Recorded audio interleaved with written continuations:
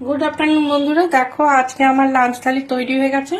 আজকে লাঞ্চে দেখো আমাদের ঘরে 3জন মেম্বার, 3জনে আলাদা আলাদা রান্না হয়েছে, সেটা দেখাচ্ছি। দেখো এই হচ্ছে আজকে গরম গরম সাদা ভাত, আর উপরে হচ্ছে পাট শাক ভাজা করেছি। এটা হচ্ছে পোস্ত, বাটি পোস্ত করেছি, একটু ঝাল ঝাল করেছি। আর এটা হচ্ছে আমার হাজবেন্ডের পটল আলুর তরকারি একটা করেছি। আমার ছেলের মাশরুম আলু কষা করেছি পেঁয়াজ রসুন দিয়ে এটা। আর আমার জন্য করেছি ডিম আলু কষা। আমাদের 3জন মেম্বারের আলাদা আলাদা রান্না। আর তার সঙ্গে আছে আমের চাটনি, পাতলা পাতলা করে আমের চাটনি করেছি। আর এখানে আমি স্যালাড হিসাবে একটু শসা রেখেছি। এই হচ্ছে আজকে লাঞ্চের থালি আমার। তোমরা কি লাঞ্চ করলে অবশ্যই ভিডিও দেখবো। আমার লাঞ্চ থালি তোমাদের কেমন লাগলো অবশ্যই কমেন্ট করে জানিও। ভালো থেকো, সুস্থ থেকো।